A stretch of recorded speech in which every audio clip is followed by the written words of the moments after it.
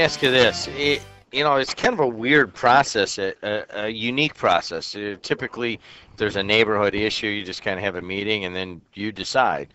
Well, this time you went to the people and you sent out some sort of a That's the ballot first or time we did question. It's the first time you did it. Would you do that again? Yeah.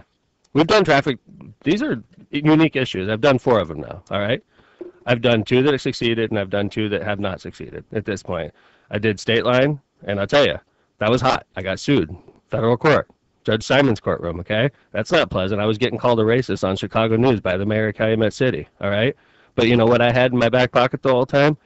Probably 85% of the neighbors totally supported what I was doing, and I knew that. And it makes me feel empowered, like, okay, you know what? People in Cal City are upset, all these other people are upset, but at least the neighborhood supports me, right? And then I did one up in Robertsdale, same thing. I got beat up by a lot of people that wanted to use that area as a shortcut, but the neighbors supported me. Now, I had another one at Purdue Calumet.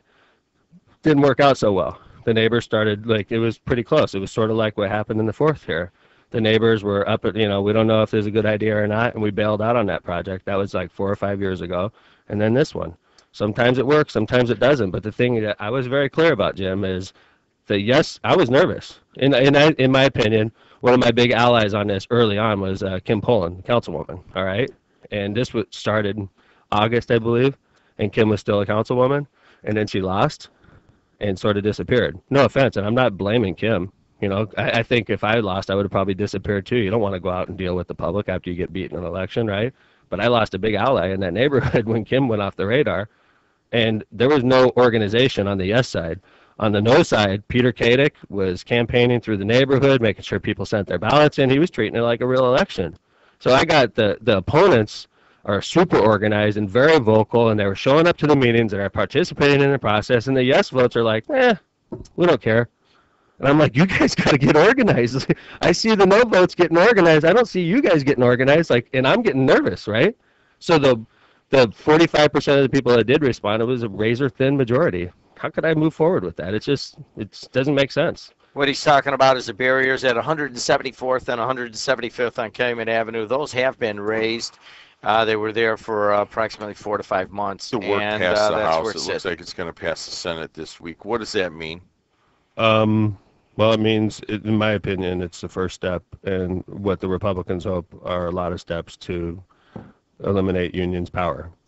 This is the first step. It's not a big step, really, but like Governor Daniels in his State of the State said, this has nothing to do with collective bargaining. This has nothing to do with weakened union rights. It just gives you a right not to pay your union dues.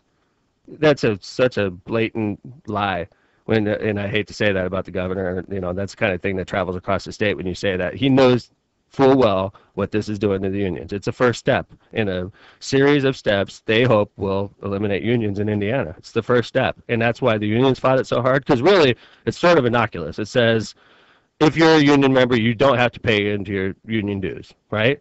And I'll guarantee you nobody's going to bite this year, right? They're going to stay strong, and they're going to take it to the streets, and they're going to try to beat Republicans in 2012. God bless the unions. Welcome to the team. Let's go out and beat these guys, right? However, if they're not successful in 2012, let's say the Republicans have the governor's office and the General Assembly next year, there's going to be round 2. And what's it going to be next?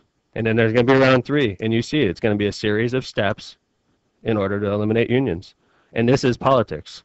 Unions have the most money in the Democratic Party. They're the biggest donors to the Democratic Party, and the Republicans know that. And with all the Supreme Court rulings that allow corporations to invest unlimited amounts of money to, let's be honest, to mostly to the Republican Party, the big money in the Democratic Party comes from the unions. And Mitch has got them in their gun sights, and they're trying to take them out. I tell you, this is political as it gets. Any effects on you as the head of the Democratic Party here in Lake County? I mean, other than we got a lot more allies. And I'm going to be honest, 2010, it's funny.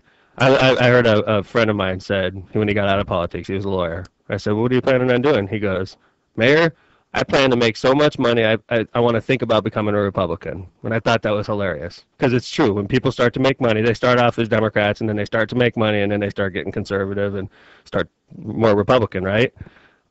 What happened in 2010 was a lot of union men and women that make pretty good money started voting Republican. They did, and it didn't start in 2010. There were widespread union members voting Republican in 2010. There's no doubt about that. The unions would tell you the same thing I'm telling you. And it was frustrating for me as a Democratic chairman. Like, what are you doing? You trust Mitch Daniels. You trust the Republicans you're voting for. They're going to get you guys.